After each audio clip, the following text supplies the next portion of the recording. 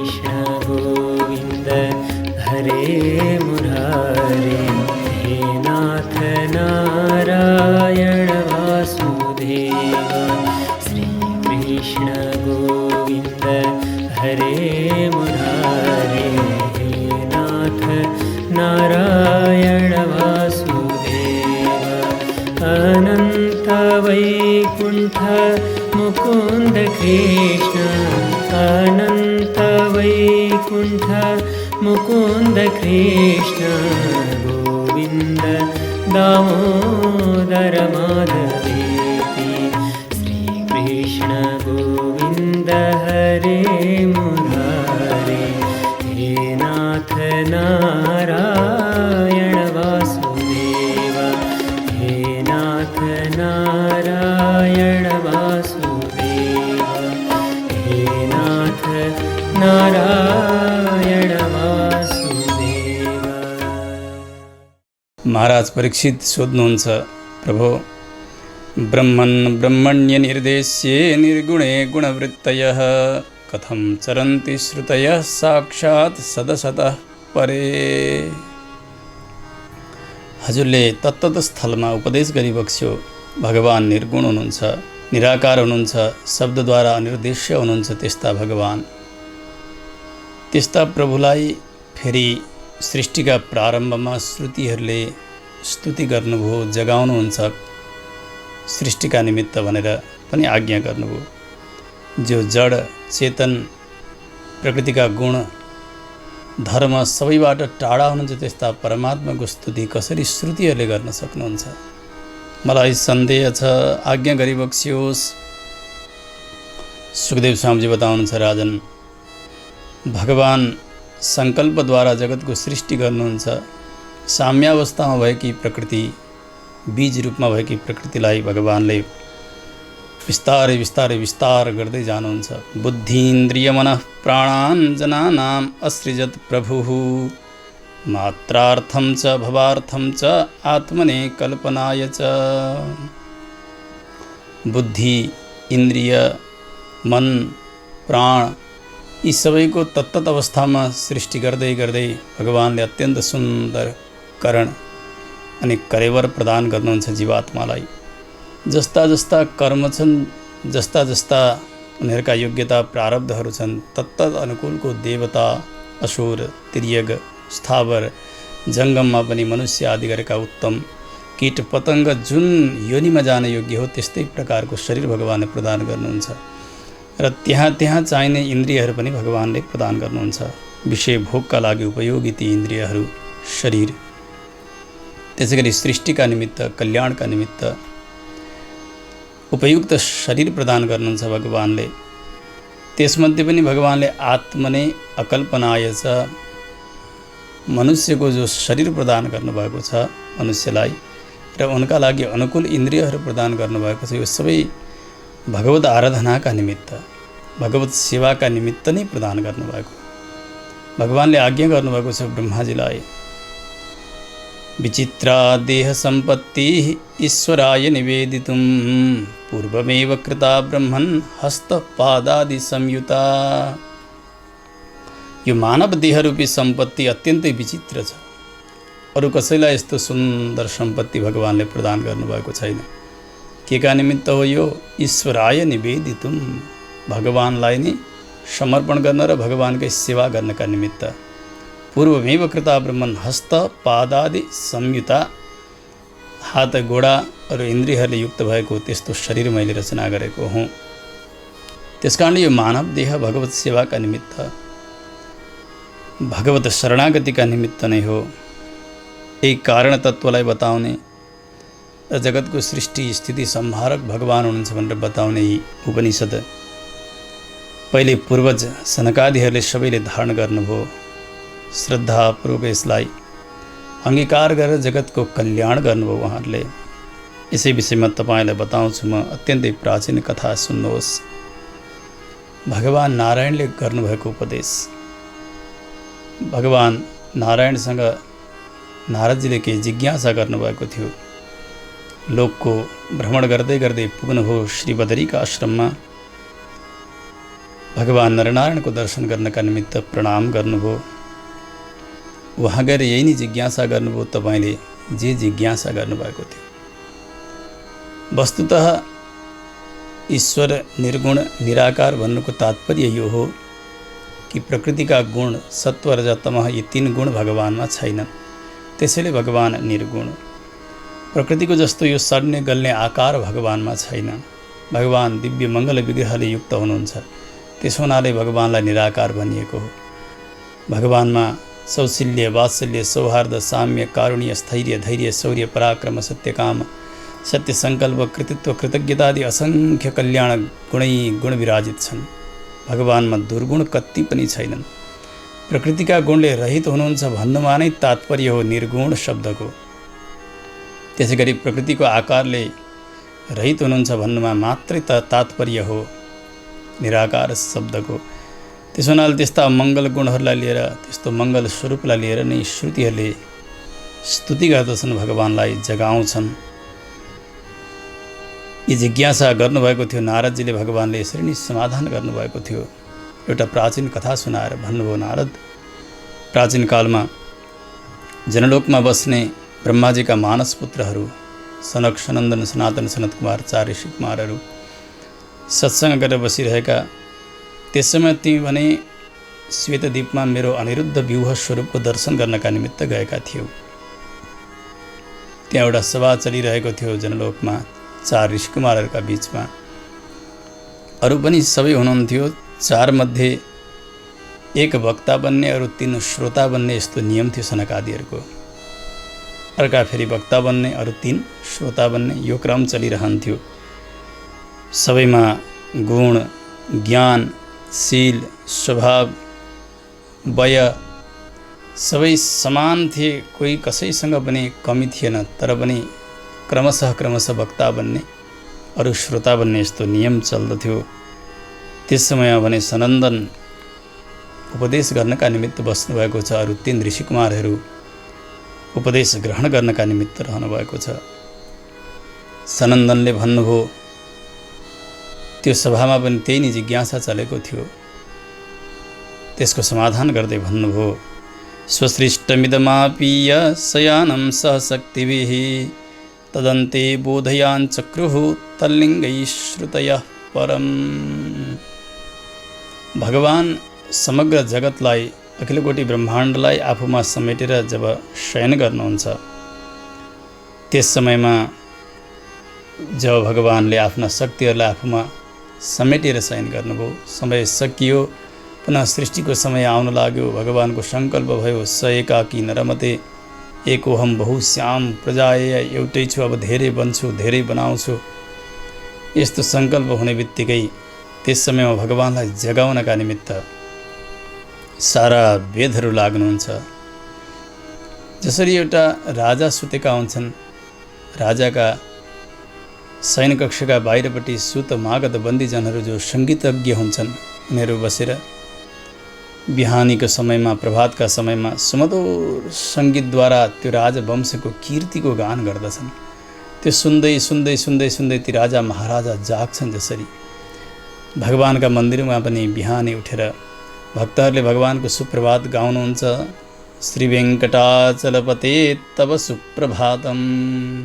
हे वेङ्कटाधीश, हे प्रभो, अब बिहानी भयो, हजुर जाग्नुहोस्, कौशल्या सुप्रजा राम इत्यादिद्वारा भगवानको उत्थापन जसरी गर्नुहुन्छ भक्तहरूले, शयन गरेका राजालाई जसरी सङ्गीतज्ञहरूले उठाउँछन् बिहानीको समयमा, त्यसै गरी प्रलयकालीन जलमा शयन गरिबक्सेका भगवानलाई पनि सृष्टिका निमित्त सारा श्रुतिहरूले उत्थापन गर्नुहुन्छ।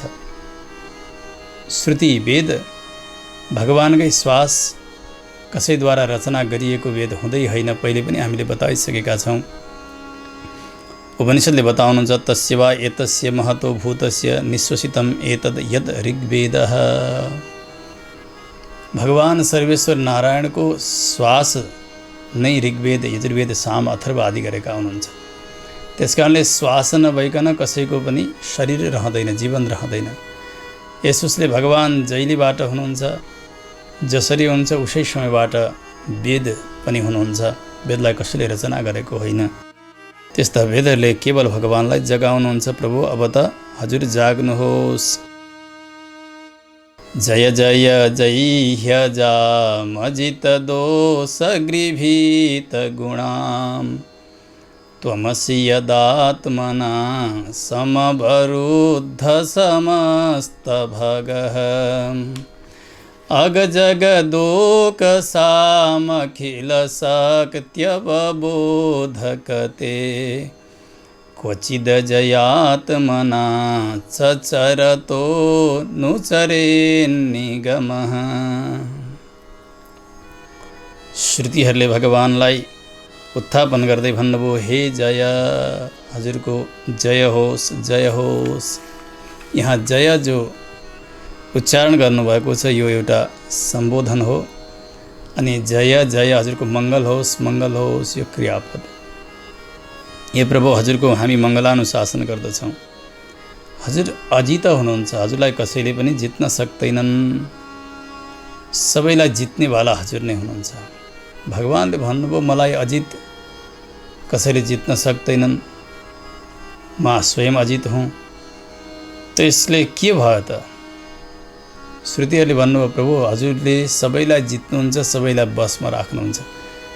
त्यसो हुनाले हजुरले अब हजुरलाई आच्छादन गरिदिने, ढाकिदिने हजुरकी मायालाई पनि हजुरले जितिदिनु पर्दछ। अन्यथा जीवले हजुरको दर्शन गर्न सक्दैनन्, हजुरको साक्षात्कार गर्न सक्दैनन्। दोष गृभीत गुणाम अजाम जही, आफ्ना गर्भभित्र आफूभित्र सबै प्रकारका दोष लुकाएर रहने हजुरकी माया, अजा भनेकी माया। न जायते इति अजा। तीन अज तत्त्वहरू, एउटा जीव तत्त्व, अर्को माया तत्त्व अनि अर्को ब्रह्म तत्त्व। त्यसैले उपनिषदले बताउनुभयो, भोक्ता भोग्यम प्रेरितारञ्च मत्वा जुष्टस्ततस्तेनामृतत्वमेति। एक भोक्ता, अर्को भोग्य, अर्को प्रेरिता, जसलाई तीन तत्त्वत्रय भनेर बताइएको छ। भोक्ता भनेको कर्मफल भोग्नेवाला जीवात्मा, भोग्य भनेको प्रकृति। सुविषयायाश्च भोग्य बुद्धेर जननीं देहेन्द्रियत्वेन भोग्यत्वेन सूक्ष्मरूपेण च अवस्थितां दैवीं गुणमयीं मायां। यसरी आचार्यहरूले बताउनुहुन्छ। भोग्य भनेको प्रकृति हो। यो प्रकृतिलाई यो जीवले भोग गर्दछ, यो मायालाई भोग गर्दछ। अनि यो भोगका निमित्त प्रेरणा गर्नेवाला स्वयं भगवान हुनुहुन्छ। त्यसो हुनाले हजुरकी यी माया, जसलाई बडे बडे देवताहरूले पनि जित्न सक्दैनन्, ती माया रूपी पर्दाले ढाकेका जीवात्माले हजुरलाई दर्शन गर्न पनि सक्दैनन्। त्यसो हुनाले हजुरलाई ढाकिदिनेवाला यो मायालाई हजुरले जही अपसारय, हन हिंसा गत्यो धातुबाट लोट लकारमा जही यो शब्द निष्पन्न हुन्छ। एउटा त मार्नु भन्ने अर्थ हुन्छ, अर्को गति अर्थलाई पनि बताएको हुनाले हिँड्नु, जानु, हटाउनु भन्ने अर्थ हुन्छ। त्यसकारणले जो अझ छ, कोही जन्मदैन, त्यसको मृत्यु त कहिले हुँदैन। त्यसकारणले यो प्रकृति तत्त्व पनि शाश्वत छ, सत्य छ। जीव तत्त्व पनि शाश्वत सत्य हो र परमात्मा तत्त्व पनि सत्य हो। जगत केवल परिणामतः सत्य, यसमा परिणाम चाहिँ भइ नै रहन्छ, प्रवाह भइ नै रहन्छ। भगवान स्वयं एक रसले सत्य हुनुहुन्छ, जीव पनि त्यसै गरी। त्यसो भएको हुनाले यस्तो सत्य स्वरूप जो अझ हो, कहिले नजन्मनेवाला, उसको नाश पनि कसै गरी हुन सक्दैन। त्यसो हुँदा हजुरले यसलाई हटाइदिनुहोस्। यो अर्थ नै यहाँ सङ्गत बस्दछ यसको। त्यसकारणले अपसारय, हटाइदिनुहोस्। भगवानले भन्नुभयो, त्यो शक्ति म कहाँ छ र, कसरी छ र? श्रुतिहरूले भन्नुभयो, नै प्रभु हजुरमै छ यो। त्वमसि यदात्मना समवरुद्ध समस्त भगः। हजुरमा सबै प्रकारका ऐश्वर्यहरू समाहित छन्। ज्ञान, शक्ति, बल, ऐश्वर्य, वीर्य, तेज सबै चिज हजुरमै। त्यसो भएको हुँदा हजुरले यसलाई हटाउन सकिबक्सन्छ। किनभने अग र जग नाम गरेका दुई छन्। अग भनेका स्थावरहरू जो हिँड्न सक्दैनन्, न गच्छति इति अगः, गच्छति इति जगः, जो कहीँ चल्न सक्दैन, हिँड्न सक्दैन, जहाँ उम्रियो त्यहीँ हुर्क्यो, त्यहीँ बढ्यो, त्यहीँ फल्यो, त्यहीँ फुल्यो, फेरि त्यहीँ बीज उत्पन्न गर्यो, त्यहीँ समाप्त भयो। यी लता वृक्ष वनस्पति यी सबै अग हुन्, स्थावर हुन्। जग बनेका हामीहरू मनुष्य, देवता, असुर, कीट पतङ्ग आदि गरेका जो यहाँबाट वहाँ, वहाँबाट वहाँ हुन सक्छन्, जान सक्छन्। यी सबैलाई शक्ति दिनेवाला हजुर त हुनुहुन्छ नि प्रभु। सबैका घट घटमा बसेर सबैका प्रवृत्ति निवृत्तिलाई जानेर उसको कर्मानुसार शक्ति प्रदान गरेर कर्ममा प्रवृत्ति र निवृत्ति दुवै गराइदिनेवाला हजुर नै त हुनुहुन्छ नि। अग जगदोक साहम अखिल शक्त्यवबोधकते, सबैलाई शक्ति दिनेवाला हजुर हुनुहुन्छ। त्यस कारणले मायालाई हटाउन सक्ने केवल हजुर मायापति मात्र हुनुहुन्छ। त्यसो हुँदा मायालाई हजुरले हटाइदिनै पर्दछ। प्रभु हजुरलाई समग्रतया स्तुति गर्न त हामीले पनि सकिरहेका छैनौँ, सक्दैनौँ। उपनिषदहरूले पनि वेदले पनि भगवानको समग्रतया स्तुति गर्न सक्नुहुन्न। वेदमा एउटा प्रक्रिया आउँछ, नेति नेति नेति न इति, जसको अन्त्य छैन। केवल एक गुणकै पनि सीमा छैन। नालम मातुम यत्तया निरवधिम नित्यानुकूलम स्वतः, आचार्यले पनि यही बताउनुहुन्छ। भगवानका एक एक गुणको सीमा कसैले लाउन सक्दैन। आनन्दवल्ली नाम गरेको एउटा वल्ली तैत्तिरीय उपनिषदमा भगवानको एउटा आनन्द गुणलाई मापन गर्नका निमित्त स एक मानुष आनन्द अस्ति,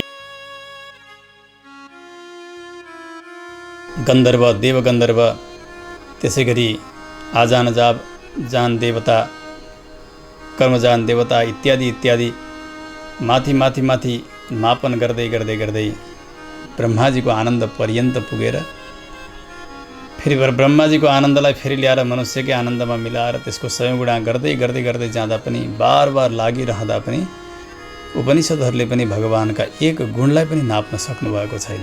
त्यस्ता त अनन्त गुण छन्। त्यस हुनाले भगवानको समग्रतया स्तुति त हुन सक्दैन। यत्किञ्चित स्तुति हुन्छ, किन वाणीद्वारा नै भगवान बताइनेवाला हुनुहुन्छ। वाणीले बताउन पर्याप्त पनि छैन। मनद्वारा नै भगवान ध्येय हुनुहुन्छ। मन भगवानको चिन्तनका निमित्त पर्याप्त छैन। Namo Namo Wang मनसाति भूमये, Namo Namo Wang मनसैक भूमये। वाणी र मनको विषय भगवान बन्न सक्नुहुन्न। फेरि बताउनुहुन्छ वाणी र मनद्वारा नै भगवान जानिनेवाला हुनुहुन्छ। आज उपनिषदहरूले वेदले यही बताइरहनु भएको छ, प्रभु क्वचित अजया आत्मना च चरतः। हजुर मायालाई स्वीकार गरेर जब जगत बनाउनुहुन्छ, जगतका रूपले परिणत हुनुहुन्छ, अनि जगतमा पनि कहिले राम त कहिले कृष्ण भनेर अवतार ग्रहण गरिबक्सन्छ नि, त्यसबेला हामी अलिअलि स्तुति गर्न सक्दछौँ। समग्रतया स्तुति गर्ने सामर्थ्य त हामीसँग पनि छैन प्रभु। यस्ता प्रकारले वेदहरूले स्तुति गर्दै भन्नुभयो। प्रभु समग्र श्रुतिहरूले एकमात्र हजुरलाई जगतको कारण बताएका छन्। हजुर मात्रै जगतका मूल कारण हुनुहुन्छ। शास्त्रले पनि के भन्छन् भने कारणन्तु ध्येयम, जो कारण तत्त्व हो उसैको नै ध्यान गर्नुपर्दछ। जसले यो जगत बनायो, जो मूल हो उसैको ध्यान गर्ने भने पार लाग्दछ व्यक्ति। त्यसो भएको हुनाले यही प्रक्रियालाई यहाँ बताउँदै भन्नुभयो वेदहरूले, बृहदुपलब्ध मे तदवयन्त्यवशेषतया यत उदयास्तमयौ विकृतेर्मृदिवा विकृतात् अतरिषयो दधुस्त्वयि मनोवचनाचरितं कथम यथा भवन्ति भुवि दत्तपदानि नृणाम्। जस्तो एउटा माटाको डल्लो मुछेर तयार भएको छ, त्यो घट शराब आदि गरेका जति पनि माटाका भाँडाहरू हुन्, बर्तनहरू हुन्, ती बनाउनका निमित्त योग्य बनाइयो त्यसलाई। त्यसबाट कुमारीले कहिले घडा बनाउला, दियो बनाउला, पाला बनाउला, अरू कुनै पनि सामग्रीहरू तयार गर्ला। तर त्यसलाई राम्रोसँग विचार गर्ने हो भने जे भने पनि एउटाको नाम घडा हुन्छ, अर्काको नाम शराब हुन्छ, अर्को दियो बन्दछ, तर त्यो हुन चाहिँ केवल माटो मात्र हो। माटो नै तत्तत आकारमा परिणत भएका हुन्। त्यस्तै प्रकारले जस्तो एउटा कुण्डल तयार भयो सुनबाट, अथवा कुनै प्रकारका गहनाहरू तयार भए, बाला तयार भयो, अरू केही तयार भए तापनि हो त्यो के सुन्नै मात्र हो। घडा आदि इत्यादिमा प्रयोग भएका पनि सबै के भन् माटै मात्रै। त्यस्तै प्रकारले यो जगतका रूपले परिणत हजुर नै मात्रै हुनुभएको छ। हजुर नै एकमात्र जगतका अभिन्न निमित्तोपादान हुनुहुन्छ, त्यस्ता हजुर हुनुहुन्छ। त्यसैले त अत ऋषयः दधु त्वयि मनोवचनाचरितम, आफ्नो मन र वचन हजुरमै समर्पण गरिदिएका छन्। ऋषिहरूले, ज्ञानीहरूले हजुर नै कारण हुनुहुन्छ, कारणकै ध्यान गर्नुपर्दछ, कारणकै उपासना गर्नुपर्दछ भनेर। सारा जगत हजुरको स्वरूप हो, सारा जगत नै हजुरको एउटा विशाल विराट स्वरूप हो। हजुरदेखि अतिरिक्त जगतमा छ नै के र। त्यस कारणले हजुर नै जगतका उपादान कारण हुनुहुन्छ। जसरी व्यक्तिले आफ्ना गोडा जहाँ कहीँ टेके तापनि, यहाँ टेके पनि उहाँ टेके पनि उसले टेक्छ जमिनमा नै, भूमिमा नै टेक्दछ सर्वत्र। त्यस्तै प्रकारले यो जगतमा जहाँ कहीँ खोजे तापनि भगवान नै मात्र मिल्नुहुन्छ। यो जगत नै हजुरको स्वरूप हो। हे प्रभु, जसले हजुरको भजन गर्दैनन्, हजुरका भजनदेखि विमुख भएका त्यस्ता व्यक्तिको जन्म अत्यन्तै निष्फल भयो भनेर जान्नुपर्दछ। श्रुतिले स्तुति गर्दै भन्नुभयो, धृतय इव स्वसन्त्यसुभृतो यदि तेनु विधा महदः मादयोण्डमसृजन् यदनुग्रहतः पुरुषविधोऽन्वयोऽत्र चरमोन्नमयादिषु यः सदसतः परं त्वमथ यदेष्वशेषमृतम्। हे प्रभु, हजुर कारणावस्थामा हुनुहुन्थ्यो, प्रकृतिलाई आफूमै लीन गराउनु भएको थियो, जीव तत्त्वलाई पनि आफैमा लीन गराउनु भयो। समय आयो सङ्कल्प गर्नु, हजुर सृष्टि प्रारम्भ गर्नुहुन्छ। महत्तत्व अहङ्कार, त्रिविध अहङ्कारबाट इन्द्रियका अधिष्ठात्री देवताहरू, त्यसै गरी पञ्चतन्मात्र पञ्चमहाभूत गर्दै गर्दै यो स्थूल ब्रह्माण्डको रचना हजुरले गर्नुहुन्छ। महदह मादयोण्डम असृजन, इसारा गर्नेवाला हजुर नै हुनुहुन्छ। सबै प्रकारका शरीरमा पनि हजुर रहनुभएको छ। त्यसमा पनि शरीरमा विशेष गरी 5 प्रकारका कोषहरू हुन्छन्। अन्नमय, प्राणमय, मनोमय, विज्ञानमय अनि आनन्दमय कोष। कोष भनेको यस्ता खोल जस्ता, मानव एउटा दाउभित्र हतियार राखिन्छ, तलवार।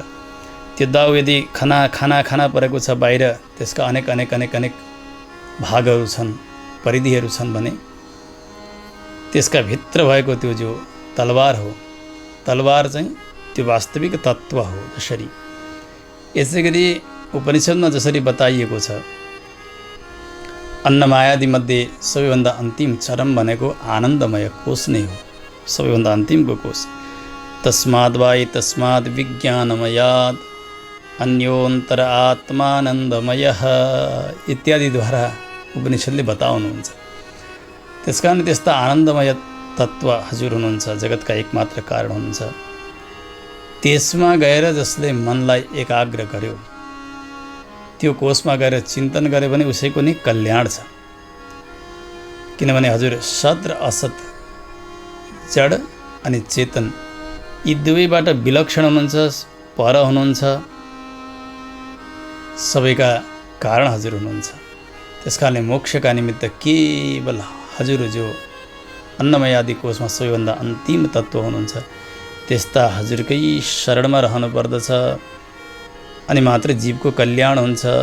अन्यथा हजुरको भजन नगरिकन रहनु कस्तो हो त भने, जस्तो फलामका हतियारहरू बनाउने ठाउँमा एउटा खलाती भन्ने हुन्छ, त्यो आगोलाई फेरि जागृत गराउनका निमित्त यसरी घुमाउँदाखेरि, तान्दा खिच्दाखेरि भर भर भर भर त्यसले हावा फ्याँक्ने काम गर्दछ। त्यसलाई धृति भनिन्छ संस्कृतमा। धृतय इव श्वसन्ति अशुभृतः।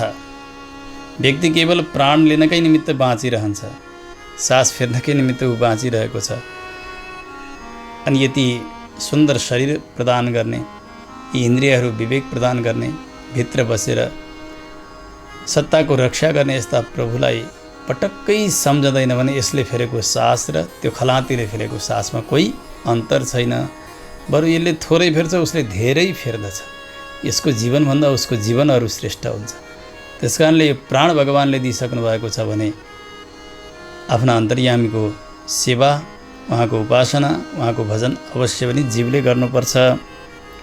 त्यसै कारण 32 प्रकारका ब्रह्म विद्याद्वारा उपनिषदमा भगवानको चिन्तनको प्रक्रियालाई बतायो। त्यसमध्ये एउटा वैश्वानर विद्या। त्यस वैश्वानर विद्यामा निष्ठा राख्ने त्यस्ता उपासकहरूले आफ्ना पेटमा भएको जो अग्नि हो, जाठरा अग्नि जसलाई भनिन्छ, त्यस्ता जाठरा अग्नि शरीर भएका ब्रह्मको उपासना गर्दछ। त्यस्तै प्रकारले अर्को एउटा उपासना हुन्छ जसलाई दहराकाशमा गरिने उपासना भनेर बताइन्छ। त्यो हृदयमा अलिकति यो अवकाशको भाग हुन्छ, त्यसलाई दहराकाश भनिन्छ। उपनिषदले बताउनुहुन्छ यदिदम अस्मिन् ब्रह्मपुरे दहरम पुण्डरीकम वेश्म दहर अस्मिन् अन्तः आकाशः। यहाँभित्र भएको यो खाली आकाश जसलाई दहराकाश भनिन्छ, त्यहाँनिर भगवानको उपासना गर्दछन्। विशेष गरी अरुणवंशी ऋषिहरूले दहराकाशमा भगवानको चिन्तन गर्दछन्, जसलाई दहर विद्या भनेर बताइन्छ यसको प्रक्रियालाई उपनिषदमा। यसरी उपासना गर्ने ब्रह्म विद्यामा निष्ठा राखेका यस्ता उपासकहरूको कहिल्यै पनि संसारमा पुनरावर्तन हुन्न। शरीर छुटिसकेपछि मोक्ष मिल्दछ। सुषुम्ना नाम गरेका नाडीद्वारा माथि गएर ब्रह्मरन्ध्र भेदन गर्दै गर्दै भगवत धाममा पुग्नुहुन्छ। फेरि यहाँ कहिल्यै आउनु पर्दैन। न च पुनरावर्तते न च पुनरावर्तते। वेदले यही नै बताउनु भएको छ। ब्रह्मसूत्रकारले पनि यही बताउनुहुन्छ अन्तिममा, अनावृत्ति शब्दात। त्यस्ता मुक्तात्माहरूको फेरि संसारमा आवृत्ति हुँदैन, आवर्तन हुँदैन। कसरी? शब्दात, श्रुतेहे, श्रुति वचन भएको हुनाले, वेदले यही नै बताउनु भएको हुनाले उहाँहरूको पुनः आगमन हुन्न। उदरमुपासते यरिषि वर्तमसुकूर्पदृशः परिसर पद्धतिं हृदयमारुणयो दहरम् तत उदगाद अनंत तव धाम शिरः परमं पुनरिह यत् समेत्य न पतन्ति कृतान्त मुखे। कालका मुखमा कहिल्यै आउनु पर्दैन। यसरी ब्रह्म विद्यामा निष्ठा राख्ने यस्ता ज्ञानीहरूका निमित्त एकमात्र हजुर गति हुनुहुन्छ। त्यस्ता प्रभु हजुरको प्राकृत स्वरूप पटक्कै छँदै छैन, तर पनि प्रकृति पनि हजुरकै स्वरूप चाहिँ हो।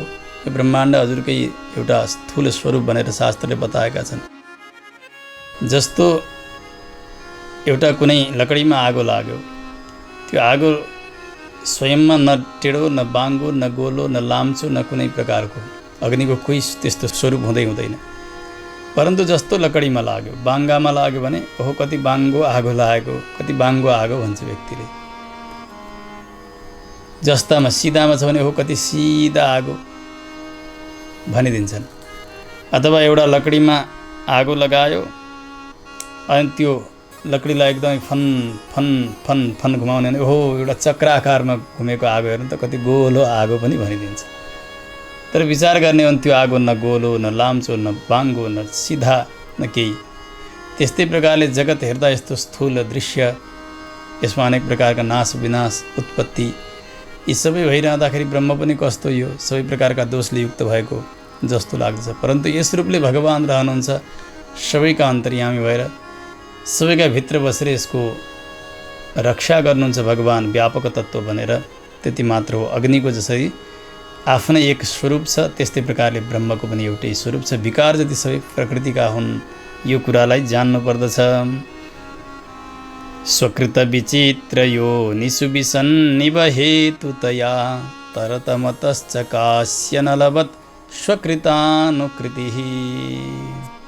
यस्ता प्रकारले श्रुतिहरूले भगवानको उत्थापन गर्दै भन्नुभयो, प्रभो विजित ऋषिक वायुभिरदान्तमनस्तुरगं य इह यतन्ति यन्तुमतिलोलमुपायखिदः व्यसनशतान्विताः समवहाय गुरोश्चरणं वणिजैवाजसन्त्यकृतकर्णधरा जलधौ।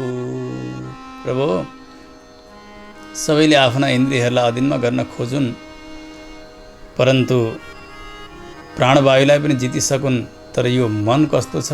मनस्तुरगम, एउटा यो मन स्वयं वायुपङ्खी घोडा हो। कहाँ चल्छ, कहाँ जान्छ, कहाँ जान्छ।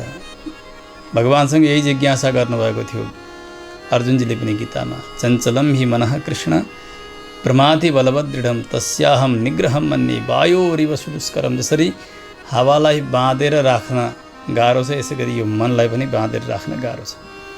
हुन्छ नि, हामी कहीँ बसिरहेका हुन्छौँ, मन कहाँ गएर के गरिसकेर आइसक्छ, ऊ आफ्नै स्थानमा, शरीर यहाँ। त्यसो हुनाले यो मनलाई अत्यन्तै चाँडो चाँडो दौडने घोडाका रूपले पनि बताएको छ, कहीँ वायुका रूपले पनि बताइएको छ। अति चञ्चल छ यो मन। सदैव यसले विषयलाई नै खोजिरहेको हुन्छ, विषयलाई नै खोजिरहेको हुन्छ। संसारमा विषय सङ्ग्रह गर्दा गर्दा यति दुखी बनिरहेको हुन्छ यो।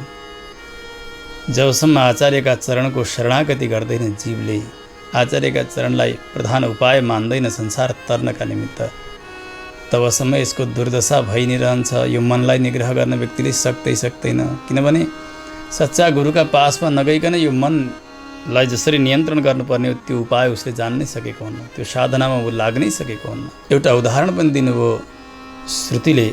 प्रभु एक समय केही व्यापारीहरू सम्पत्ति कमाउनका निमित्त भनेर समुद्र पार देशमा जान खोजे। जाने बेलामा नाउ चलाउने माझीहरू थिए, उनीहरूसँग सल्लाह गरेर नाउमा बसेर माझीहरूका द्वारा उनीहरू पार तरेक गए। केही वर्ष भयो, धेरै सम्पत्ति आर्जन गरे, घर फर्केर आउन खोजे। आउँदा सम्पत्तिले यति अन्धा जस्ता भएका थिए यिनीहरू, त्यही घाटमा त्यही माझी त्यही नाउ। त्यहाँ आएर उनीहरूले भने, माझीको केही आवश्यकता छैन, अब हामी आफै नाउ चलाएर जान सक्छौँ, तिमी चुप लागेर बस। भयभरको सम्पत्तिको पोको लगाए राखे, आफू पनि त्यहाँ बसे। अब त्यो नाउ चलाउनका निमित्त प्रयास गर्न थाल्दछन् उनीहरू। यिनीहरूलाई सम्पत्ति कमाउने अभ्यास त थियो, तर नाउ चलाउने अभ्यास त थिएन। अलि अगाडि गइसकेपछि समुद्रमा सामुद्रिक हावा आउन सुरु हुन्छ, अलिअलि भुमरी परेका ठाउँमा पुग्छ त्यो नाउ। ढलपल ढलपल ढलपल हुँदा नाउ पल्ट्यो। सारा व्यापारी समाप्त भए, सम्पत्ति नाश भएर गयो। वणिज इव अकृत कर्णधर जलधौ। जसरी माझी बिना यात्रा गर्ने ती बनियाहरूको दशा भयो, व्यापारीहरूको दशा भयो, त्यसै गरी माझी नभइकन यो संसार सागर तर्न खोज्नु पनि त्यस्तै हुन्छ। कतिखेर डुबेर समाप्त हुन्छ, ठेगान छैन। संसारलाई सागर मानिएको छ। संसाररूपी सागरमा एउटा सुन्दर नाउ भगवानले दिनुभएको छ, यो मानव शरीर रूपी नाउ। यसमा एउटा जीवात्मा यात्रा गरिरहेको छ, यो व्यापारी। यो नाउलाई खियाएर सजिलैसँग पार लगाइदिने भनेका माझी स्वयं आचार्य हुनुहुन्छ, गुरुदेव। त्यसकारणले आचार्यलाई माझीका रूपले चित्रण गरिएको छ। त्यस्ता आचार्यका चरणको भर परेर उसले यात्रालाई प्रारम्भ गर्ने हो भने त्यस्ता आचार्यले बिस्तारै बिस्तारै बिस्तारै यो नाउलाई पार तारिदिनुहुन्छ, उसको मुक्ति हुन्छ। गुरुको आवश्यकतै छैन, म आफै उपासना गर्छु, आफै तर्छु भनेर व्यक्ति लागे गऱ्यो भनेदेखि उसको पतन अवश्यम्भावी छ। त्यसकारणले यदि संसार पार तरेर जानुपर्छ भने सच्चा आचार्यका चरणको सन्निधानमा व्यक्ति जानै पर्दछ, गुरुका चरणको आश्रय लिनै पर्दछ, उहाँ मार्फत भगवानको शरणागति गर्नुपर्दछ। आज सृष्टि हुनुभन्दा पहिले नै भगवानलाई जगाउँदै वेद पुरुषहरू यसो भनिरहनु भएको छ। त्यसो हुनाले हेर्नु, यो मानव शरीर भगवत शरणागतिका निमित्त हो, त्यो पनि सच्चा गुरुद्वारा गरिने शरणागतिका निमित्त हो। अरू कुनै पनि उपायद्वारा संसार तर्न सकिन्न। सुन्दर स्तुति गर्दै भन्नुभयो प्रभु, ब्रह्मादि गरेका देवताहरूले पनि हजुरलाई जान्न सक्दैनन्। हजुरलाई अरूले जान्न सक्दैनन्, यो त स्वाभाविकै हो, तर हजुर आफू पनि आफूलाई जान्न सक्नुहुन्न। द्युपतय एव ते नययुरन्तमनन्ततया त्वमपि यदन्तराण्डनिचया ननुसावरणाः खैबरजां शिवान्ति वयसा सहयश्रुतयस्त्वयि हि फलन्त्यतन्निरसनेन भवन्निधनाः। वेदले भन्नुभयो प्रभु, हजुरलाई देवताहरूले जान्न नसक्नु यो मात्र आश्चर्य होइन, हजुर त आफू पनि आफूलाई जान्न सक्नुहुन्न। त्वम अपि, हजुर पनि, किनभने हजुर अनन्त हुनुहुन्छ। अनन्त तत्त्वलाई जान्ने त कोही हुन पर्यो। कोही जान्न सकिने भयो भने त्यो अनन्त हुँदैन, कसैले जान्ने हो भने। सीमा रहितलाई नै अनन्त भनिन्छ। त्यसकारणले हजुर पनि आफ्नो सीमालाई, आफ्नो व्यापकतालाई जान्न नसक्ने यस्ता हजुर हुनुहुन्छ। जसरी अनेक अनेक ब्रह्माण्डहरू हजुरका रोम कुपमा रौँमा विराजित छन्। जस्तो कि हावाले उडाएर लिएर गए आकाशमा धुलाका कणहरू भने ती धुलाका कणलाई कसै गरी गर्न सकिन्नन्। त्यत्तिकै असङ्ख्य मात्रामा यस्ता ब्रह्माण्डहरू, अनन्त कोटि ब्रह्माण्ड हजुरका रौँमा विरचित भएका छन्। त्यस कारणले हजुर सबैलाई जान्न सक्नुहुन्न, हजुरको आफ्नो स्वरूपलाई जान्न सक्नुहुन्न। हजुरलाई जान्नका निमित्त के गर्नुपर्छ भन्दा निषेधद्वारा हजुरलाई श्रुतिहरूले बताउनुहुन्छ। यो होइन, त्यो होइन, ऊ होइन, ब्रह्म यो होइन, होइन भन्दै जो परिशेष विधि भनिन्छ, बाँकी जो रहन्छ, जो हो, जसलाई त्याज्य भनेर बताइएको छ, जो नश्वर छ, ती चिजबाट जो विलक्षण हो, ऊ नै ईश्वर हो भनेर निषेध मुखतया जुन तत्त्वलाई प्रतिपादन गर्दछन् श्रुतिहरूले, त्यस्ता हजुर हुनुहुन्छ। हे प्रभु, हजुर जाग्नुहोस्। सुन्दर स्तुति गर्नुभयो वेदले। भगवान अब उठ्नुहुन्छ, जगतको सृष्टिलाई प्रारम्भ गर्नुहुन्छ। भगवान नारायणले बताउँदै गर्नुभयो, हे नारद, यस्ता प्रकारले ब्रह्माजीका पुत्रहरू सत्सङ्ग गरेर बसिरहनु भएको थियो। व्यासपीठमा रहनुभएका सनन्दनको सबैले सेवा गर्नुभयो। जो त्यहाँहरू सिद्धहरू पनि आएका थिए, सबैले नै यथोचित पूजन गरे। त्यही विद्यालाई धारण गर तिमीले पनि सम्पूर्ण वासनाहरू सारा भस्म भएर जानेछन्। भगवान नारायणले यो विद्या प्रदान गर्नुभयो नारदजीलाई। सुखदेव स्वामीजी बताउनुहुन्छ, यही विद्या भगवान नारायणद्वारा प्राप्त भएको। यसलाई धारण गरेर नारदजी मेरा पिता व्यास भएका ठाउँमा आउनुभयो।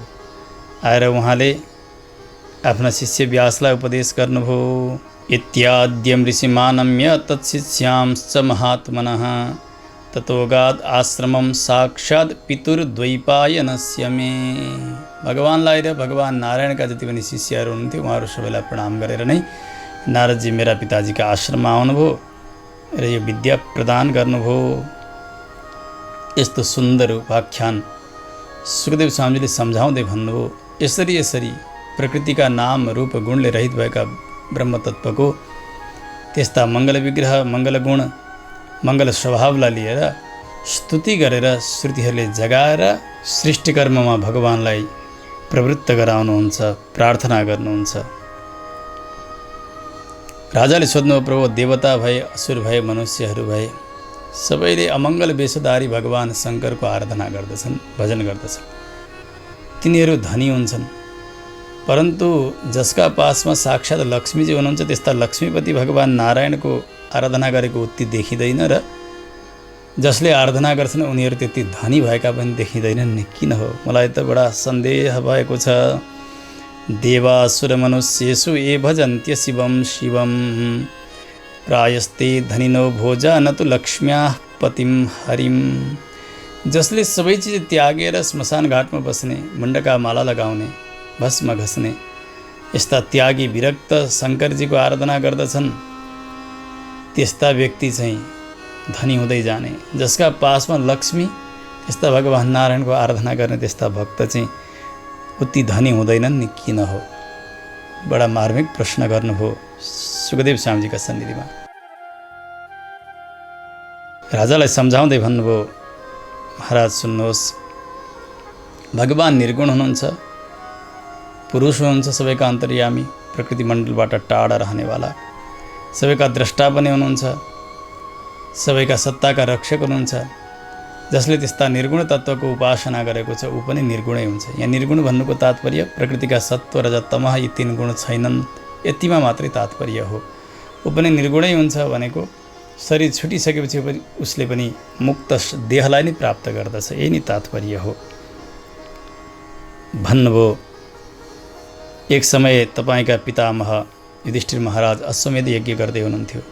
भगवान श्रीकृष्णको सवारी भएको थियो। सबैका बीचमा युधिष्ठिर महाराजले भगवान श्रीकृष्णसँग यही जिज्ञासा गर्नुभयो जुन जिज्ञासा तपाईँ अहिले गरिरहनु भएको छ। त्यसबेला भगवानले जस्तो जवाफ दिनुभयो त्यही सुन्नुहोस् तपाईँ। यस्याहमनुगृह्णामि हरिष्ये तद्धनं शनैः ततो धनं त्यजन्त्यस्य स्वजना दुःख दुःखितम। भगवान श्रीकृष्णले भन्नुभयो, महाराज जसमाथि मैले अनुग्रह गर्ने हुने हरिष्ये तद्धनम सनहि, त्यस्ता भक्तको धन म हरण गर्दै गर्दै गर्दै गर्दै उनीहरूलाई जोगी बनाइदिन्छु, सम्पत्तिहीन बनाइदिन्छु। सम्पत्ति नभइसकेपछि अब आफन्तहरूले पनि छोडिदिन्छन्, किन सम्पत्ति भयो, पदमा छ, प्रतिष्ठामा छ भने ओहो मेरो नजिकैको थपकै दाजु हो, भाइ हो, भान्जो हो, मामा हो, नाता साइनो सबै गाँसिएर आउँछ। जब दरिद्रता आओस्, दुःख पाओस्, व्यक्तिले सहोदर दाजुभाइले पनि भनिदिन्छन्, हो त्यो कतै अलि परको वरको हो, यस्तो यस्तो भनिदिन्छन्। हेर्नु, सम्पत्ति छ सबै नजिक, सम्पत्ति छैन सबैले पनि त्यागिदिने हो। ततः अधनम त्यजन्ती अस्य स्वजना, त्यस्ता व्यक्तिका सबै स्वजनहरूले उसलाई त्यागिदिन्छन्। अत्यन्तै दुःखी भएर ऊ फेरि प्रयास गर्छ सम्पत्ति कमाउनका निमित्त। ओहो सम्पत्ति नभएर नि मलाई हेपे भनेर प्रयास गर्दै जान्छ। उसले जति जति प्रयास गर्दै जान्छ उसका प्रयासहरू सबै म विफल गराउँदै गराउँदै गराउँदै गराउँदै जान्छु। भगवान श्रीकृष्णले भन्नुभयो, महाराज अब उसले प्रयास गर्न पनि छोड्छ, आफन्तले पनि छोडिदिए, अब उसलाई वैराग्य आउन थाल्यो। मत्परैहि कृतमैत्रस्य करिष्ये मदनुग्रहम, अब उसले मेरा भक्तको सङ्गतलाई प्रारम्भ गर्दछ। भागवतहरूका गोष्ठीमा पुग्ने, सत्सङ्ग गर्ने, कसरी यो आत्मालाई शान्ति मिल्छ त्यतापट्टि अब जीवनलाई उसले बिताउन सुरु गर्दछ।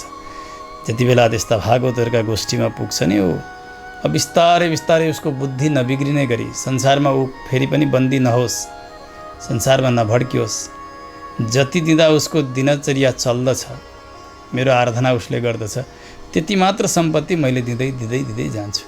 त्यसकारणले मेरो आराधना गरेर फेरि सम्पत्ति कमाउनका लागि यति लामो प्रक्रिया छ। त्यसकारणले कोही चाहँदैन। संसारमा त तुरुन्तै फल चाहियो, अलिकति गरिबने बित्तिकै केही न केही चाहि नै हाल्यो। अतो माम सुदूराराध्यम हित्वान्यान भजते मनः, उनीहरूका दृष्टिमा म अत्यन्तै सुदूराराध्य, चाँडै आराधना गर्न नसकिने र सफल नहुने आराधना भनेर नै अरू देवताको आराधना उपासना प्रारम्भ गर्छन्। यसरी उत्तर दिनुभएको थियो भगवान श्रीकृष्णले। राजन सुन्नुहोस्, शाप दिन, कृपा गर्न, प्रसन्न हुनका निमित्त भगवान विष्णु अनि ब्रह्मा शङ्कर आदि गरेका देवताहरू मुख्यतया हुनुहुन्छ। परन्तु सद्य शाप प्रसादोङ्ग शिव ब्रह्मा न चाच्युत, चाँडै नै श्राप पनि दिने, चाँडै नै अनुग्रह पनि गर्ने, प्रसन्न पनि हुने भगवान शङ्कर हुनुहुन्छ, ब्रह्माजी पनि हुनुहुन्छ। परन्तु भगवान न चाँडै प्रसन्न हुनुहुन्छ, न चाँडै भगवानले श्राप दिनुहुन्छ। यस सम्बन्धमा तपाईँलाई एउटा प्राचीन कथा सुनाउँछु, सुन्नुहोस्। वृकासुर नामको एउटा दैत्य, यो शकुनीको पुत्र हो। शकुनी भनेको महाभारतको शकुनी होइन, यो शकुनी नाम गरेको दैत्य हो अर्कै। शकुनीको पुत्र थियो वृकासुर। यसो जाँदै थियो, बाटामा नारदजीलाई भेट्यो। र नारदजी यो बताइदिनुहोस्, सबैभन्दा चाँडै प्रसन्न हुने देवता कुन हुन्? नारदजीले भन्नुभयो, चाँडै प्रसन्न हुने त शङ्करजी हुनुहुन्छ, अनि ब्रह्मा पनि चाँडै नै प्रसन्न हुनुहुन्छ, तर शङ्करजी बराबर अरू कोही पनि छैनन् है। एउटा बन्दीजनले, सङ्गीत जान्नेले स्तुति गरे जत्तिकै गरेको थियो बाणासुरले, रावणले, तर पनि त्यति ठुलो कृपा गर्नुभयो, त्यति छिटै प्रसन्न हुनुभयो शङ्करजी। त्यसो हुनाले शङ्करजी बराबरको अरू कोही चाँडै प्रसन्न हुने देवता मैले देखेको छैन। आसु तुष्यति कुप्यति, जो चाँडै प्रसन्न हुन्छ नि त्यो चाँडै रिसाउँछ पनि है। उसले यो कुरा चाहिँ सुनेन, चाँडै प्रसन्न हुने देवता शङ्कर भन्ने मात्रै थाहा पाएपछि तुरुन्तै गयो केदारनाथमा, गएर अग्निकुण्डमा आफ्ना शरीरका मासुका खण्डहरू काट्दै पञ्चाक्षरी मन्त्रद्वारा हवन गर्न थाल्यो। स्वाहा स्वाहा सुरु गर्यो। 6 दिन यस प्रकारको उसले उपवास गर्दै उपासना गर्यो। शरीरका अङ्गहरू काटिसक्यो, हवन भइसक्यो, भगवान शङ्कर प्रकट हुनु भएन। 7औं दिन भयो, हातमा खड्ग थियो। अब यो शिर काटेरै होम दिनु पर्यो भनेर यसरी खड्ग उठाएर काट्न तयार भएको थियो। अग्निकुण्डबाट भगवान शङ्कर प्रकट हुनुभयो, आएर च्याप उसका हातमा समाउनुभयो। भगवान शङ्करको स्पर्श हुने बित्तिकै त्यो वृकासुर त अत्यन्तै सुन्दर हुन लाग्यो। भगवान शङ्करले भन्नुभयो, बाबु प्रिय तोये नृणाम प्रपद्यताम, अहो त्वयात्मा विषम अर्ध्यते वृथा। मलाई कसैले प्रसन्न भएर अलिकति जल चढाइदिन्छन्, बिल्वपत्र चढाइदिन्छन्, तिनीहरूसँग त म प्रसन्न हुन्छु। तिमीले त शरीर नै चढाइदियो, आफू नै समर्पण गरिदियो तिमीले भने तिमीसँग प्रसन्न नहुने त कुरा नै भएन। बाबु माग माग, के चाहन्छु, म खुसी छु। भगवान् शङ्करसँग उसले भन्यो, प्रभु हजुर प्रसन्न हुनुहुन्छ भने यस्तो वरदान दिनुहोस्, यस्य यस्य करम शीर्ष्णि धास्य सम्रियताम। जसका शिरमा मैले यो हात राखिदिन्छु नि त्यो जलेर खरानी बनोस्। विचार नगरी भगवान् शङ्करले तथास्तु भनिदिनु भयो। दुष्टले यसो हेऱ्यो, भगवान् शङ्करका साथमा गौरीजी पनि आउनुभएको छ। अत्यन्तै सुन्दरी हुनुहुन्थ्यो। उसको दुर्भावना बढ्यो गौरीजीका प्रति। गौरी हरण लालसः, यो शङ्करलाई जलाएर खरानी बनाउन पाए त यी मेरै हुन्थिन् भनेर उसले भन्यो, प्रभु हजुरले दिनुभएको यो वरदान छ नि, यो वरदान परीक्षा गर्नु पर्यो हजुरकै शिरमा हात राखेर। भगवान् शङ्कर आपत्तिमा पर्नु। उहाँले भन्नु, नै नै नै, हुँदैन हुँदैन। विकासुले भने, नै हजुरका शिरमा हात राखेर परीक्षा गर्छु नि, काम गर्छ कि गर्दैन। भगवान् शङ्कर नै नै, हुँदैन हुँदैन। भगवान् शङ्कर निषेध गर्दै हुन्थ्यो, पछाडि लाग्यो। भगवान् शङ्कर अगाडि भाग्नुभयो। पछाडि पछाडि लखेटिरहेको छ, अगाडि अगाडि शङ्करजी, पछाडि पछाडि वृकासुर। काहीँ कुनै लोक जाँदा पनि उसले छोड्दैन। ततः वैकुण्ठम अगमद भास्वरम तमसः परम। रमा वैकुण्ठमा पुग्नुभयो भगवान् शङ्कर।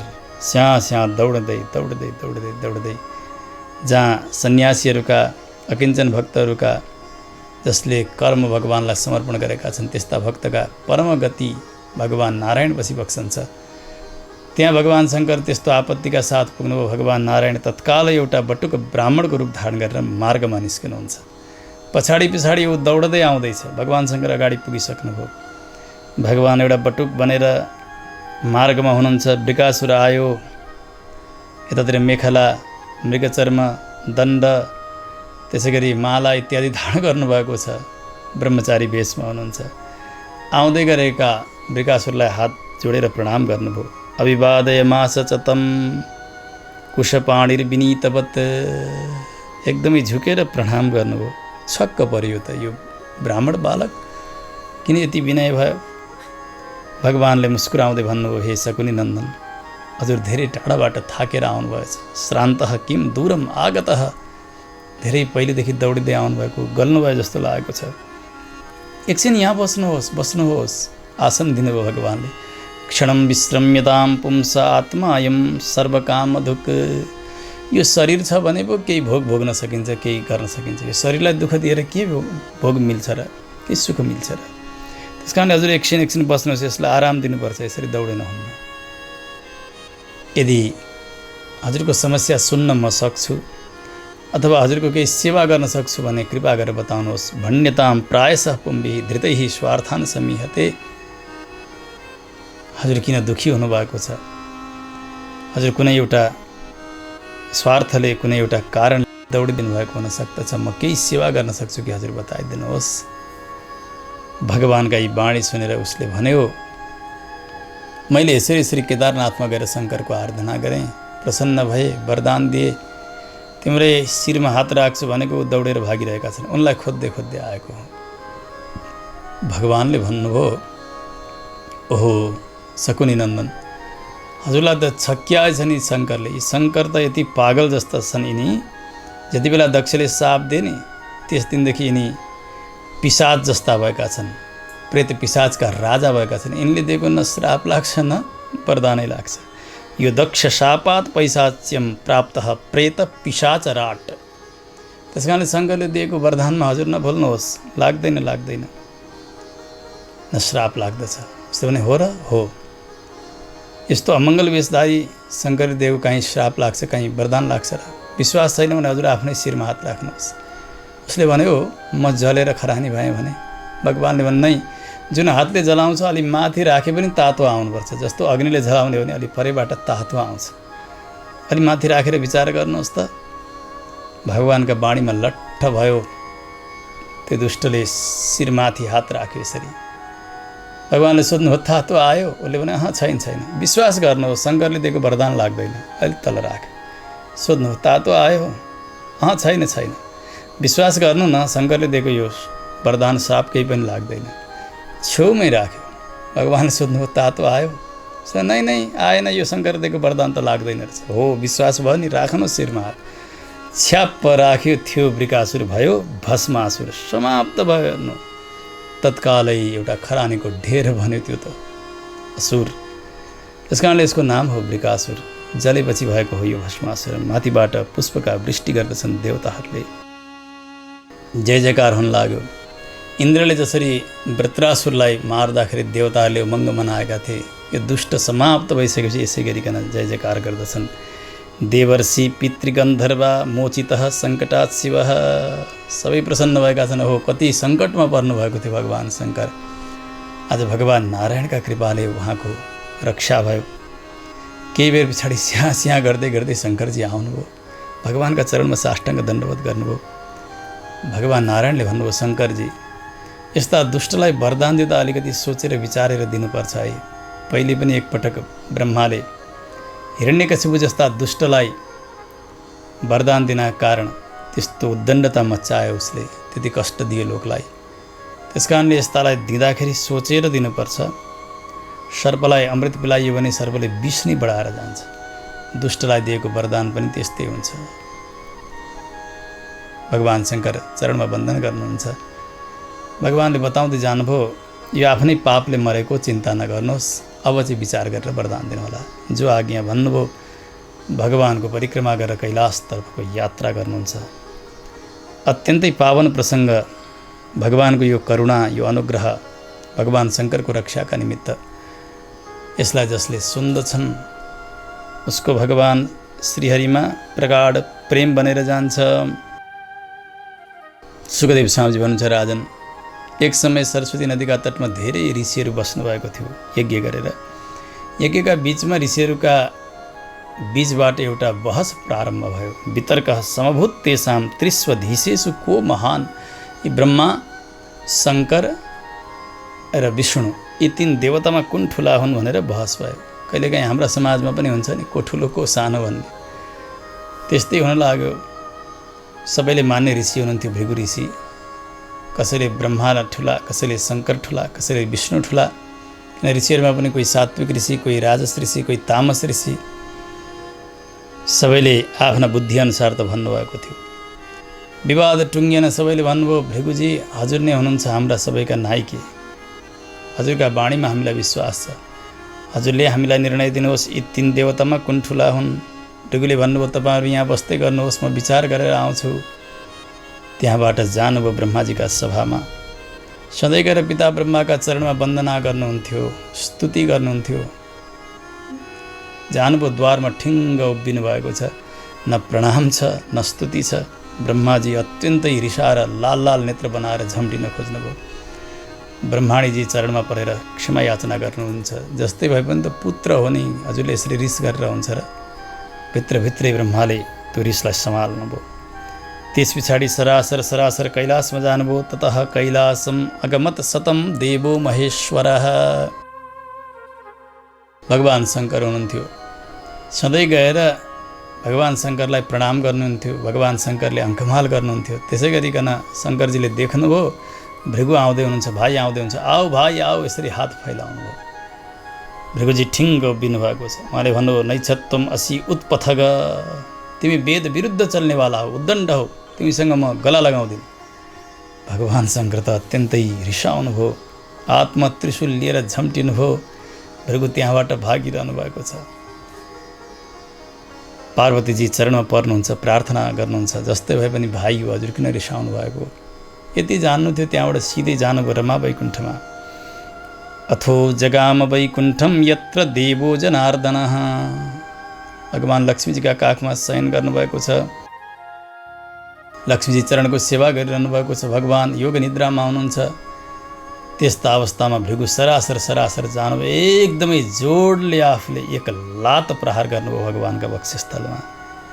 भगवान्का नेत्र खुले, आँखाभरि आँसु छन्। भगवान् जुरुक्क उठ्नुभयो, आँखाभरि आँसु छन्। भृगुजीका चरणमा वन्दना गर्नुभयो र हात जोडेर भन्नुभयो, अजानता मागतान् वह क्षन्तु मर्हत न प्रभो। हजुरको आगमन भयो, म मैले थाहा पाइनँ, म त सुतिरहेको रहेछु। क्षमा गर्नुहोस् प्रभु, हजुरका यी कति कोमल चरण मेरो वज्र समान यति कठोर वक्षस्थलमा प्रहार गर्दा हजुरलाई कति कष्ट भयो होला भन्दै भगवान् रुँदै भृगुका चरणको सेवा गर्न प्रारम्भ गर्नुभयो। भृगु ऋषिका आँखा रसाएर आएका छन्, केही बोल्न सक्नु भएको छैन। भगवान्ले भन्दै जानुभयो, हे ब्राह्मण देवता, हजुरले जहाँ कृपा गरेर आफ्ना चरण राखिदिनु भयो, चरणले चिन्हित गराइदिनु भयो यो वक्षस्थलमा, यसले गर्दा यहाँका सबै दोषहरू थिए भने पनि नाश भएर गएका छन्। अब आजका दिनबाट हजुरका चरणले पवित्र गरेका स्थानमा मेरी प्राणवल्लभा लक्ष्मीले वास गर्नेछिन्। अद्याहं भगवन् लक्ष्म्या आसम एकान्त भाजनम वत्स्यत्युरसि मे भूतिर भवत्पादहतां हसः। भगवान्ले त्यस दिनबाट लक्ष्मीजीलाई यहाँ स्थान दिनुभयो भृगुका चरणको सम्मान गर्नका निमित्त, जसलाई यहाँ भृगुलता भनिन्छ, श्रीवत्स चिन्ह, जहाँ नित्य लक्ष्मीजी वास गर्नुहुन्छ। केही बोल्न सक्नु भएन, सरासर भृगु वैकुण्ठबाट फर्केर आउनुभयो। ऋषिहरू निर्णय सुन्नका निमित्त बस्नुभएको त्यो सरस्वती नदीका तटमा आएर हात जोडेर भन्नुभयो, भगवान् नारायण नै सर्वोपरि देवता हुनुहुन्छ। ब्रह्माले यसो गर्नुभयो, शङ्करले यसो गर्नुभयो। त्यस कारणले जसले मोक्ष चाहेका छौ हे ऋषि हो, कल्याण चाहने सबैले भगवान् नारायणकै शरणमा परेर भजन गर्नुपर्दछ। भूयाम संश्रद्धधुर विष्णुम यतः शान्ति यतः अभयम धर्मः साक्षात् यतो ज्ञानं वैराग्यं च तदन्वितम् ऐश्वर्यं चाष्टधा यस्माद् यशश्चात्ममलापहं। त्यस समयदेखि सबैले श्रद्धा गर्नुभयो भगवान् नारायणमा। विवाद समाप्त भयो। जुन प्रभुबाट शान्ति अभय प्राप्ति हुन्छ, धर्म प्राप्ति हुन्छ, ज्ञान वैराग्य ऐश्वर्य जे चाहे त्यो मिल्दछ, त्यस्ता भगवान् सर्वेश्वर जो मुनिहरूका जसले कर्म समर्पण गर्नुभएको छ भगवान्लाई, त्यस्ता सन्यासीहरू, शान्त चेतना भएका यस्ता भक्तहरू जो अकिञ्चन हुनुहुन्छ, उहाँहरू सबैका परम गति भगवान् नारायण नै सर्वोपरि देवता हुनुहुन्छ। यो निर्णय भयो त्यस सभाबाट। सुखदेव स्वामीजी बताउनुहुन्छ, राजन, एक समय द्वारकामा एक ब्राह्मणको बालक जन्मियो ब्राह्मणीका कोखबाट। त्यो बालक जन्मिने बित्तिकै भुइँमा पर्ने बित्तिकै मर्दछ। मरेको बालकको शरीर उठाएर ब्राह्मण आउनुभयो दरबारका अघिल्तिर।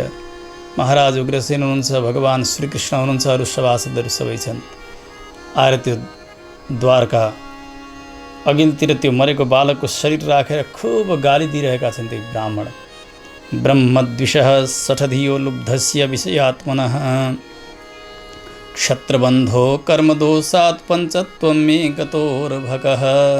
ब्राह्मणका द्वेषी, मूर्ख, विषयमा अत्यन्तै आसक्त भएका लोभी, दुष्ट क्षेत्री, यिनीहरूका कर्मका दोषका कारणले गर्दा आज यो मेरो बालक मरेको हो भनेर महाराज उग्रसेन तर्फै फर्केर खुब गाली दिइरहेका छन्।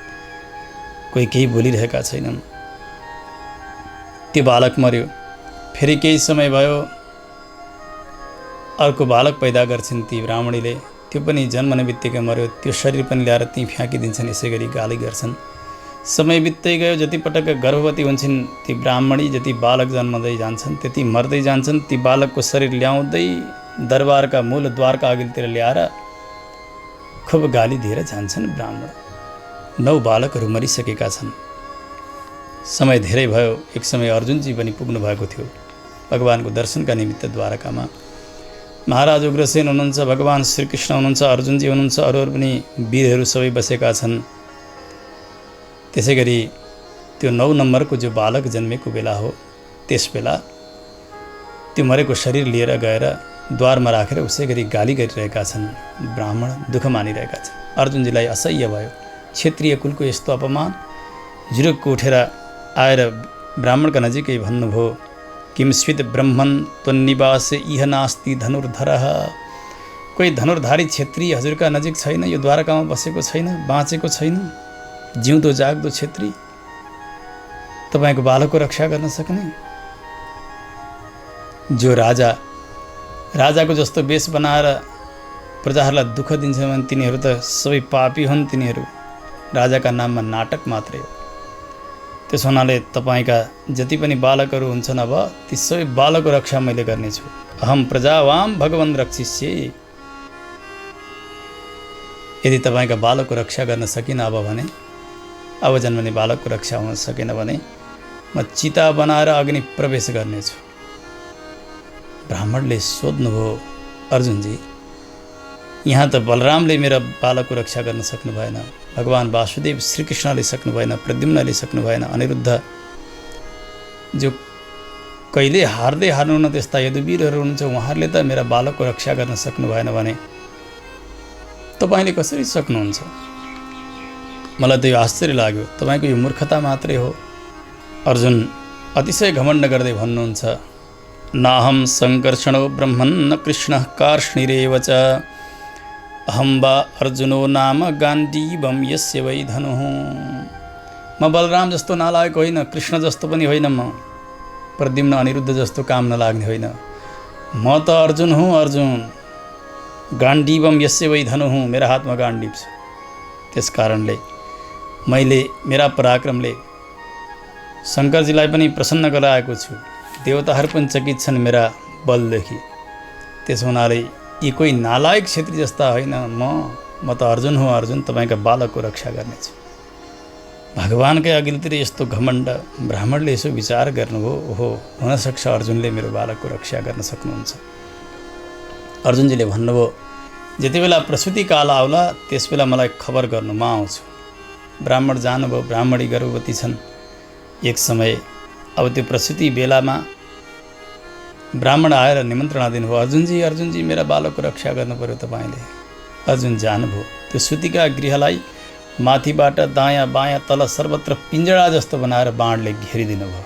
अर्जुनले जाल जस्तो बनेको छ, कहाँबाट यो बालक जाँदो रहेछ हेरौँ त, कसरी मर्दो रहेछ भनेर।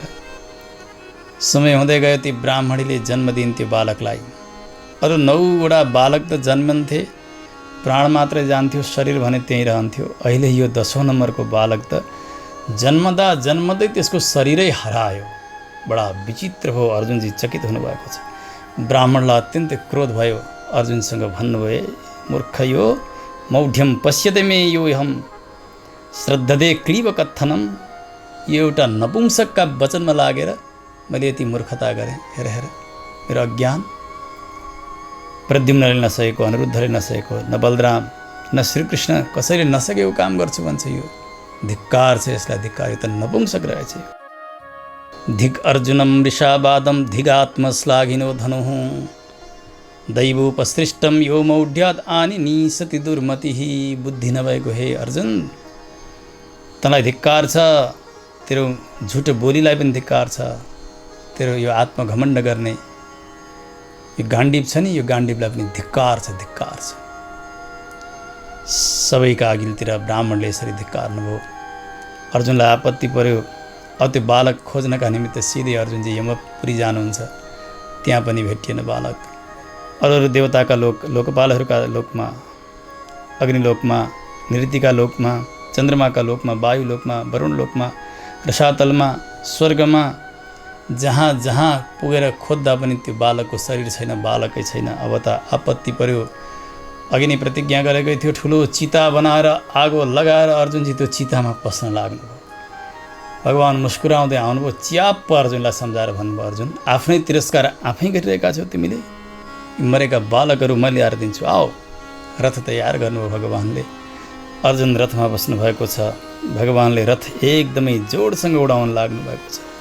अत्यन्तै सुन्दर श्रृङ्गार पनि छ भगवानको।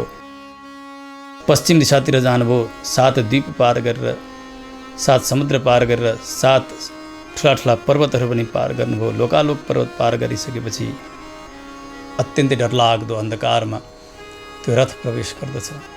भगवानका ती घोडाहरूले बाटो देखेनन्, अन्धकारै अन्धकार भयो। भगवानले अगाडि सुदर्शन चक्र छोडिदिनु भयो। चक्रराजले प्रकाश गर्दै जानुभएको छ। पछाडि पछाडि ती घोडाहरू दौडिरहेका छन्। जाँदा जाँदै अगाडि गइसकेपछि ज्योतिर्मण्डलमा प्रवेश गर्नुभयो। अब त्यहाँबाट पनि अगाडि अगाडि रथ गइरहेको छ। त्यो यति ज्योति छ, अर्जुनजीका आँखाहरू सबै बन्द भएका छन्, हेर्न सकिरहनु भएको छैन। ठुलो जलराशि आयो। जलका भित्र भित्र भित्र जाँदा एउटा दिव्य भवन छ। त्यहाँ स्वयं भगवान् भूमा पुरुष अनन्त स्वयं निवास गर्नुभएको छ। सहस्त्र फणा छन्। भगवान् श्रीकृष्ण र अर्जुनको स्वागत गर्नुभयो भगवान् श्रीकृष्णले, प्रणाम गर्नुभयो। यता अर्जुनजीलाई बडा आश्चर्य लाग्यो, डर पनि लागेको छ, यो कहाँ आएँ म, कहाँ ल्याउनु भगवान्ले, हजारौँ फडाफकाड यस्ता विचित्र देवताका नजिक। अब मेरो धुलाइ राम्रैसँग हुने भयो, किनभने नचाहिँदो गरेपछि व्यक्ति डराउँछ नि। थरथर थरथर थरथर काँपिरहेका अर्जुन भगवान् भुमाले भन्नुभयो, हे प्रभु, हजुरहरूको दर्शनका निमित्त नै मैले यी बालकहरू लिएर आएको थिएँ यहाँ। म यही सङ्केत गर्न चाहन्छु, धर्मरक्षाका निमित्त हजुरहरूको अवतार भयो, साक्षात् नारायणका अवतार हजुर, नरका अवतार अर्जुन।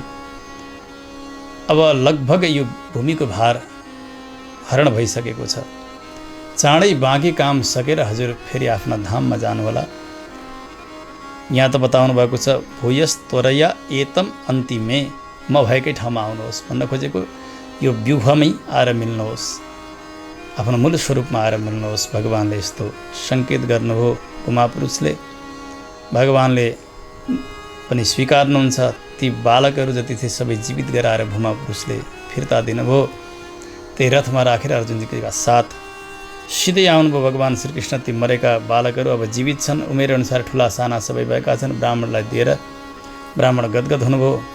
अब मात्र अर्जुनजीको साहस ठेगानमा आयो। त्यस समयबाट थाहा भयो अर्जुनलाई, हो यो गाण्डीव, यो बल, यो पुरुषार्थ, यो सबै भगवान् श्रीकृष्ण हुनुहुँदो रहेछ, मैले बेकार घमण्ड गरेँ भनेर त्यस समयबाट भगवान्का अनन्य भक्त बन्नुभएको छ अर्जुनजी। उहाँको घमण्ड सबै चूर्ण चूर्ण हुँदै गयो। अब यता भगवान् द्वारकामा रहन लाग्नुभएको छ। द्वारकाको समृद्धि देवलोकको भन्दा पनि माथि बढेर गएको छ। अत्यन्तै सुन्दरी द्वारकापुरी, वन उपवनहरू, त्यहाँ सरोवरहरू, तलाबहरू, पुष्पवाटिका, त्यहाँका भवन उत्तिकै आनन्दका। भगवान्ले 16,108 पत्नीहरूलाई अलग अलग दिव्य भवन बनाएर राख्नुभएको छ।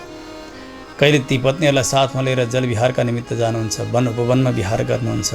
यति सुगन्धित वायु बगिरहेका छन्, पुष्पको विकास भइरहेको छ, आनन्द भइरहेको छ।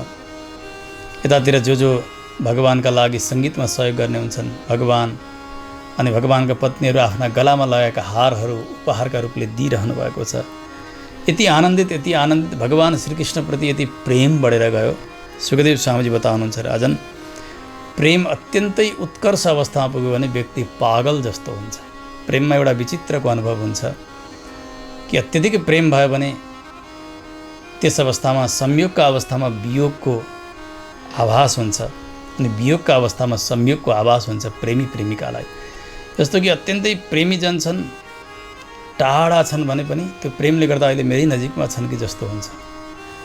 अनि अत्यन्तै प्रेम भयो, साथैमै छन् भने पनि अब कहिले वियोग पो हुने हो कि यिनीबाट टाढा पो हुने हो कि जस्तो त्यो वियोगको अनुभव, संयोगमा वियोग र वियोगमा संयोगको अनुभव, यो विचित्र अनुभव प्रेमी प्रेमिकाले गर्दछन्। आज भगवान्का पत्नीहरूको पनि त्यही स्थिति। भगवान्कै साथमा खानु, खेल्नु, विहार गर्नु, शयन गर्नु सबै हुँदाहुँदै पनि भगवान्का प्रेममा डुबेका पागल जस्ता बनेका ती महिषीहरू कहिलेकाहीँ राति उठेर कहिले चरालाई, कहिले बादललाई, कहिले समुद्रलाई, कहिले अनेक पक्षीहरूलाई पुकार गरी अनेक प्रकारको भावभङ्गी प्रस्तुत गर्नुहुन्छ। त्यो भित्र हृदयमा उम्रेको प्रेम प्रस्तुत गर्नुहुन्छ। मानव उहाँहरूको यो चर्चा देख्दा प्रेममा पागल नै बन्नुभएको छ। अत्यन्तै सुन्दर वर्णन गर्नुभएको छ, जसलाई महिषी गीत भनेर पनि बताइन्छ।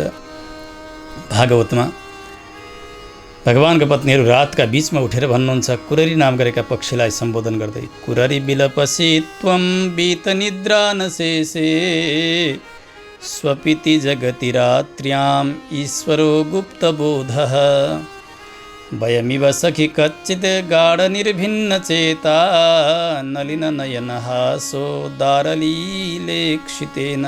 अरे कुररी पक्षी, अहिले त रात्रि बढेर गएको छ, सर्वत्र सन्नाटा छाएको छ, सबै सुतेका छन्। भगवान् पनि आफ्नो अखण्ड शक्तिलाई लुकाएर शयन गर्नुभएको छ, तर त जागेर तरह तरहको विलाप गरिरहेकी छिस् रात्रिका समयमा। यो त ठिक भएन नि, के भयो, किन विलाप गरिरहेकी छिस् हे पक्षी, के भयो तँलाई?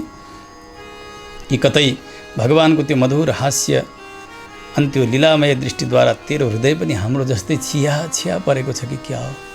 अनि पागलका तरह त पनि रात्रिका समयमा प्रलाप गरिरहेकी छस् कि के भयो पक्षी, अब त सुत न सुत। यसरी पक्षीलाई पुकार गर्छन्। कहिले अर्की पक्षी चखेबीलाई सम्बोधन गर्दै भन्छन्, अरे अरे अहिलेसम्म आँखा तैँले बन्द गरेकी छैनस्?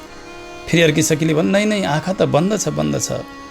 नेत्रे निमीलयसि नक्तमदृष्ट बन्धून् त्वम्रोरवीसि करुणं बत चक्रवाकी दास्यं गता वयमिवाच्युतपादजुष्टां किं वा स्रजं स्पृहयसे कबरेण बोढुम्। हेचरी तैँले आँखा बन्द गरेकी छस् नि, अनि आँखाबाट आँसुका धारा बगाइरहेकी छस्, किन रोइरहेकी छस्? त्वम्रोरवीसि करुणं, अत्यन्तै करुण पुकार गरिरहेकी छस्, के हो तँलाई? के तेरा पति कहीँ परदेश गएका छन् अनि उसका विलापमा रोइरहेकी छस् कि? जसरी हाम्रा श्याम सुन्दरको विरहमा हामी रुन्छौँ त्यसै गरी रोइरहेकी छस्? अथवा हाम्रा श्याम सुन्दरका चरणमा अर्पण गरिएकी तुलसी पुष्प आफ्ना शिरमा धारण गर्न नपाएर त रोइरहेकी छस्, के भएको छ तँलाई? कहिले समुद्रलाई, ए समुद्र, अहिले पनि तिमी रात्रिका समयमा किन गर्जना गरिरहेका छौ? तिमीलाई निद्रा लाग्दैन? भो भो सदा निष्टनसे उदन्वन अलब्ध निद्रोधिगत प्रजागरः। हाम्रो झैँ तिम्रो पनि धैर्य सबै समाप्त भएको छ कि क्या हो? गाम्भीर्य पनि समाप्त भएको छ कि क्या हो? किन? हाम्रो धैर्य श्याम सुन्दरले हरण गरिदिएका छन्, त्यसै गरी तिम्रो पनि धैर्य उनीहरूले टुटाइदिएका छन् कि? किन तिमी विलाप गरिरहेका छौ? त्यो समुद्रको स्वाहा स्वाहा आवाजलाई सुनेर कहिले समुद्रलाई, कहिले मेघलाई हेरेर भगवानको जस्तै श्यामलो वर्ण भगवानको पत्नीहरूले भन्नुहुन्छ, हे मेघ, तिमी त भगवान श्रीकृष्णका अत्यन्तै प्यारा सखा, तर तिमी अहिले रोइरहेका छौ नि, ध्यान गरेर प्रेमले बाँधिए झैँ भएर। किन, के भयो तिमीलाई? किन वर्षा गरिरहेका छौ? जसरी हामी विरहमा आँखाबाट आँसुका धारा बगाउँछौ त्यसै गरी तिमी पनि त बगाइरहेका छौ नि, के भयो तिमीलाई? त्यसै समय एउटा हाँस आउँछ। पागल जस्ता बनेका यी भगवानको पत्नीहरूले आसन दिँदै भन्नुभयो, हंस स्वागतम आस्यताम पिबपयो ब्रूह्यङ्गसौरेः कथां दूतं त्वां नु विदाम कच्चिदजितः स्वस्त्यास्तौक्तं पुरा किं वा नश्चलसौहृदस्मरति तं कस्माद् भजामो वयं क्षौद्रालापय कामदं श्रियमृते शैवैकनिष्ठा स्त्रियाम्। तिम्रो लागि यो आसन राखिदिएका छौँ, यहाँ बस पिब पयः, यो दुध पनि राखिदिएका छौँ, यो दुध पियो। ब्रूह्यङ्ग सौरेह कथाम, भगवान श्रीकृष्णको कथा सुनाऊ न, कथा सुनाऊ। भगवानका साथमा शयन गरेका पत्नीहरूको यो दशा हेर्नु, प्रेमको यो विचित्र अनुभव। पागल जस्ता बनेर हाँससँग भनिरहेका छन्, भगवानका विषयमा सुनाऊ त। के श्याम सुन्दर आनन्दै हुनुहुन्छ, कुशलै हुनुहुन्छ? के भन्नुभएको छ उहाँले? के समाचार पठाउनु भएको छ तिमीलाई? हाम्रो हृदय त अत्यन्तै चञ्चल बनिरहेको छ, कसरी सम्हालिनु? केही न केही उहाँका चर्चा गरेर हाम्रो हृदयलाई शान्त गराइदेऊ न, हे हाँस, बताइदेऊ न, बताइदेऊ। कहिले हाँसलाई, कहिले समुद्रलाई, कहिले पक्षीलाई। यसरी आफ्नो भाव प्रकट गर्नुहुन्छ महिषीहरूले। बडा आनन्दका साथ भगवान द्वारकामा रहनुभएको छ। आसन 16 सहस्रम महिष्यश्च शताधिकम 16,108 यी रानीहरूका साथमा भगवान रहनुभएको छ। वहाँ 16,100 बताइयो, यहाँ 16,108। यसको तात्पर्य यस्तो पनि बताइयो कि अत्यधिक सङ्ख्या बताउँदाखेरि जुन सङ्ख्या जसका नजिकमा छ, 100को सङ्ख्या 1000 का नजिकमा छ भने 16,100लाई बताउँदा 16,000 बताउँदा पनि त्यो 16,100लाई नै बताइएको हो। यदि 16,900 हुन्थ्यो भने 17,000 बताइयो भने त्यो 16,900लाई बताइएको हो भनेर यसरी गणनाको एउटा प्रामाणिक स्थिति बताउनुहुन्छ ज्ञानीहरूले। त्यस कारणले 16,108 नै हो यो। अरू वीरहरू पनि यहाँले बताउनुहुन्छ, सर्वत्र मङ्गलै मङ्गल, काहीँ पराजय छँदै छैन। यदुवंशीहरू कति थिए यसको सङ्ख्या कसैले गर्न सकेकै छैनन्। हजारौँ वर्षको आयु पाएर पनि उनीहरू गर्न सक्दैनन्, किनभने 3,88,00,000 त पढाउने शिक्षकहरू मात्रै हुनुहुन्थ्यो द्वारकामा भने पढ्ने कति थिए, नपढ्ने कति थिए, पढाइबाट छुटिसकेका कति थिए, कसैले नै यो गणना गर्न सक्दैनन्। बडा आनन्दका साथ भगवान द्वारकामा रहनुभएको छ। भगवान सबैका मनलाई हरण गरिदिनेवाला, जसले भगवानका चरणमा निष्ठा राख्दछन् उसलाई परमपद मुक्ति प्रदान गर्ने त्यस्ता भगवान, कष्टलाई कर्षण गरिदिने त्यस्ता भगवान श्रीकृष्ण। जस कसैले पनि भगवानका कथामा मन लगाए, भगवानको स्वरूपको चिन्तन गरे भने उसको कल्याण अवश्य पनि हुन्छ। त्यसैले त बडे बडे धनी ऐश्वर्यशाली राजाहरू पनि ऐश्वर्यलाई चटक्क छाडेर वनमा गएर भगवत प्राप्तिकै निमित्त तपस्या गर्नुहुन्छ, भजन गरेर बस्नुहुन्छ। तद्धाम दुस्तर कृतान्त जवापवर्गम ग्रामाद वनम क्षितिभुजोपि ययुर यदर्थाः। आफ्नो अभिष्ट सिद्धि गर्नुहुन्छ भगवत प्राप्ति गरेर। यसरी भगवान द्वारकामा बडा आनन्द दिएर रहिरहनु भएको छ। यहाँसम्मको प्रसङ्ग श्रीमद् भागवतको दशम स्कन्धमा बताइयो। यहाँ दशम स्कन्ध पूर्ण हुन्छ। अनन्त वैकुण्ठ मुकुन्द कृष्ण, अनन्त वैकुण्ठ मुकुन्द कृष्ण, गोविन्द दामोदर माधवेति, श्रीकृष्ण गोविन्द हरे